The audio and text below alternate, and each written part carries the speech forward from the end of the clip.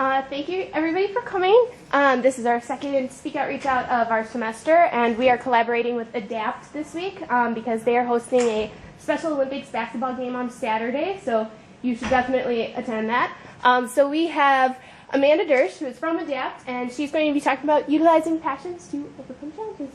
So please give her a nice welcome. As Megan said, I'm Amanda Doersch, and I'm a junior here, and I'm studying elementary and special education. And I approached Active Minds in February about the basketball, or speaking, and then also because I want to talk about myself and the challenges I've had, but also be able to promote the Special Olympics game. Growing up, I was incredibly close with my parents. And being an older sister, I took serious the role of taking care of my brother and whatever. But then when I started 6th grade, when my school district made the transition from middle school, or from elementary school to middle school, I started to have a lot of struggles emotionally. And by the end of the first month, I had created kind of a routine for myself that I know now is terrible. Like, shouldn't have done it. But my routine was that I'd get to school, and then as soon as they'd let us leave the lunchroom, I'd go to my locker, get my stuff out of my locker, put it on my desk in my homeroom, and then grab 2 Kleenexes and then run to the bathroom as fast as I could through the big sea of big scary 8th graders, because my homeroom was the only one that was in the hallway with the 8th graders, which sometimes is kind of, I think back on that. But then I'd sit in the bathroom for like 5 or 10 minutes and cry, and of course this wasn't the first time that day I had been crying.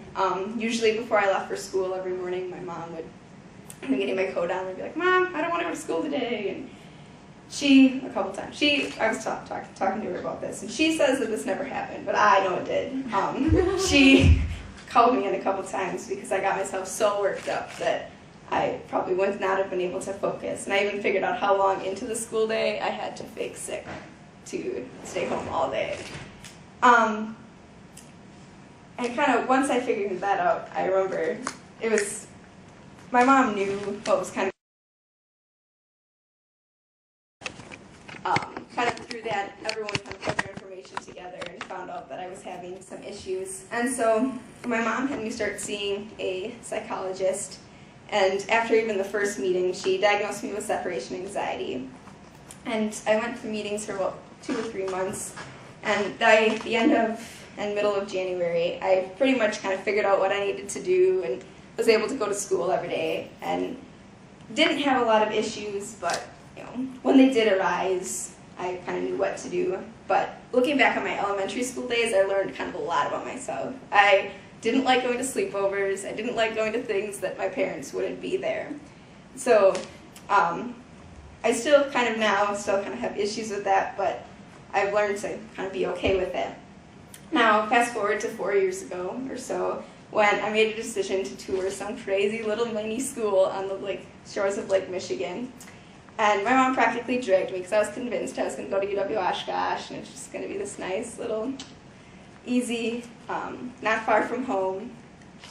But I fell in love, and although I think my parents had kind of forgotten, maybe not completely, but it wasn't on their minds when I was thinking about college, where I would go. I remembered that I had separation anxiety, and so it weighed kind of difficult on my mind. I was always thinking about, okay, well, is this really what I want to do? But for some reason, that summer between my junior and senior year, I thought, college is still 1.5 years away. By then, I'll be over it. Which, of course, I wasn't. But as the summer months of 2009 wore down, my fear of going to college rose a lot.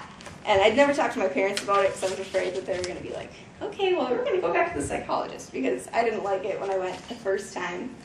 However, as soon as we got the van packed that day, stuffed with everything I could possibly imagine, I pretty much cried the whole 2.5 hours down to Carthage, because as much as I wanted to go to college, it wasn't really the top thing on my list. And probably, and my roommate can vouch for this, my freshman year, I probably called home at least 200 times, averaging 8 times a day. I never had anything to talk to my mom about. I'm just kind of, hi Mom, how are you? It was, looking back, I think it's kind of hilarious. But at the time, I was having it was very difficult. And my mom confesses now that she's glad that I didn't go to school that was really close, because she knows she would have been extremely tempted to just drive, come pick me up and take me home. But because it's 2.5 hours away, that's a whole day of traveling and whatnot. But by the end of, or beginning of October, I made the choice on my own to go visit Deborah over in the health center. And kind of that whole time, I felt like she was kind of pushing me toward like finding a passion, finding something to do to distract myself. And at that time, I made baby blankets. I still make them, but that first year, I made probably 30 of them. And it was a huge push to kind of get me out of that rut. And from my separation anxiety, I've learned a lot about the importance of having passions. And I've had a lot from knitting to reading to, I've strongly depended on God kind of through this whole thing. God's played a huge role in that. And while I might have those fleeting passions, there's always been that one passion that I always come back to, and that's spread the word to end the word, which is ending the R word. And I remember the first time, this is like the major time I remember, in 4th grade, my friend said, "You're such a retard," and I was like, "Excuse me?" And I literally feel like I would have jumped out of my skin. And so I always have had that vendetta against people using the word retard or retarded.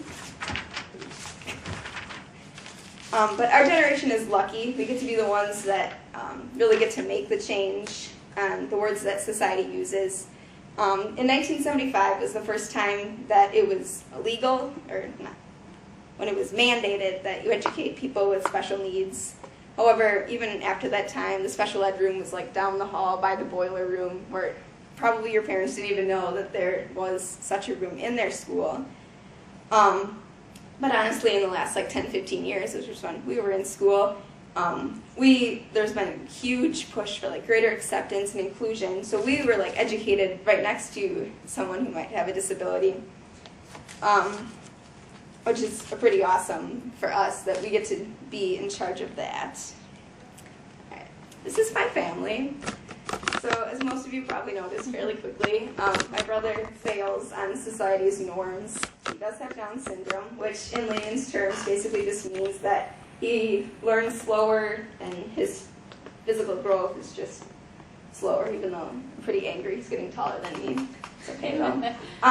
As a sister, I almost always have been there for my brother, wanting the best. And that said, I'm the first one to stick up for him when something arises.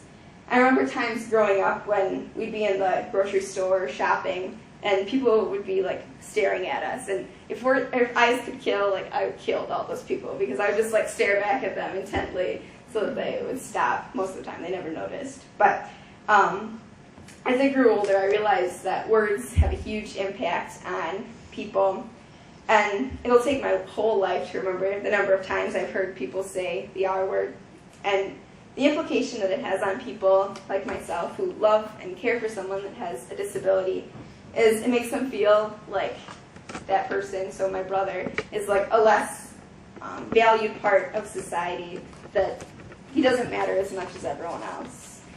However, my brother's probably one of the biggest parts of my life. He got a cell phone this year, this for Christmas, and he like calls me randomly. Usually to tell him that he's ready to be picked up from baseball practice, but it doesn't really work since I'm here. His zest for life is extremely inspiring to me. He's had 5 heart surgeries, and never does he have not have a smile on his face. And so it means so much to me, and it's extremely difficult to hear someone imply that my brother is not as important when they use the R word. So while I realize I can't force all of you to change the words that you use, I just want you to be educated that the R word does hurt and does have a huge impact. I was really appreciative. Yesterday I worked the CAF tables, both lunch and dinner, and there were several people that came up to sign the pledge, and they're like, "Oh, I can't sign it. I use it all the time." And I said, "Well, this is your chance right now to change that."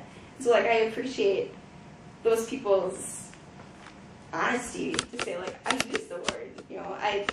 I can't change that. So I think that is kind of the point or the chance to change it. I'll show a short clip that shows how many times like people just throw the word around.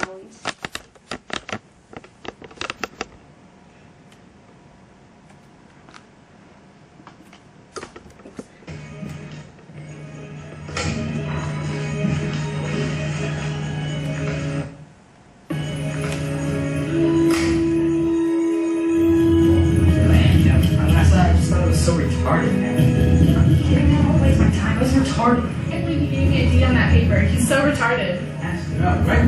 She said no. You're so retarded.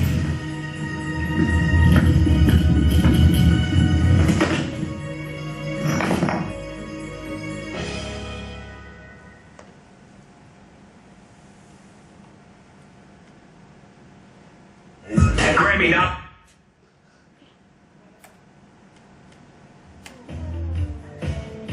Take a dull morning, you mean?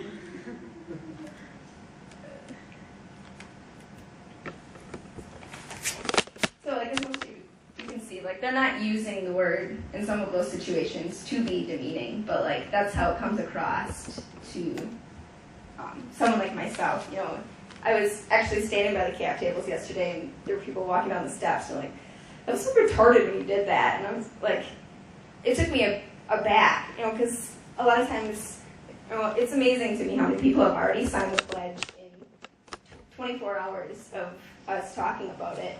And so I think there has been a lot more education recently. You know, there's people that come up to me that have said, yeah, we had a best buddies at my school or whatever. And so there's a lot higher education, but there still are those people out there that don't know about it. And so that's kind of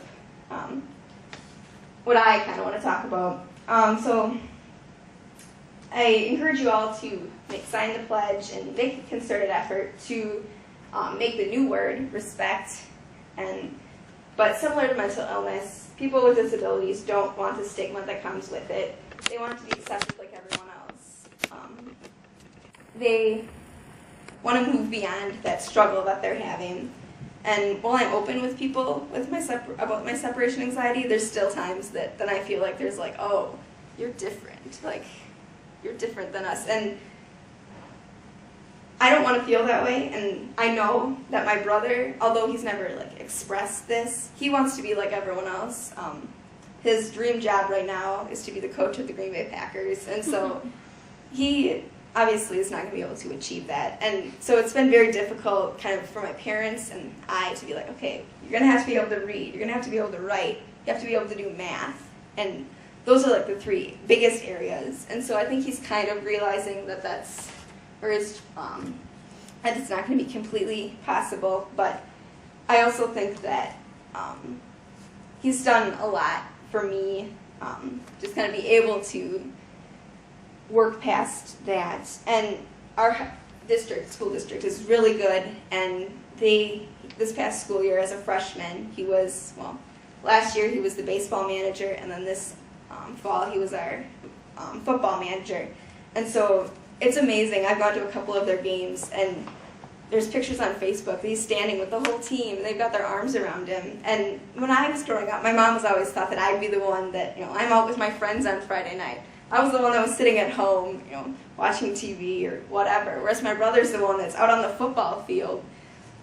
And my mom always, you know, when my brother was little, it's like, not to be degrading to him, but he's not going to be able to achieve as much as everyone else. Whereas, you know, maybe not academically he hasn't, but he has way more friends than I do. You know, his special education teacher last year when he was a freshman said, I've never met another freshman that you think you're like walking through the halls with a famous person, because they're all like, hi Isaac, hi Isaac, hi Isaac. Because he knows so many people. And my parents have worked really hard to get him into the community and be able to do things, but some of that is just himself. He's able to be bubbly and come up to someone and say hello, even if he doesn't know you. And so although he can't participate the same way that everyone else, he loves being in the dugout or on the sidelines with the baseball and football teams. And he just loves it so much. And so acceptance for me is a big thing, both for people with mental illness like myself or someone with a disability. So my ultimate goal is to educate people, not just the people that Carthage and Wisconsin will license me to teach, but everyone. So I encourage you to sign the pledge, and if you have any questions, either today or next week or next month, I'm willing and able to talk to any of you guys. Hey.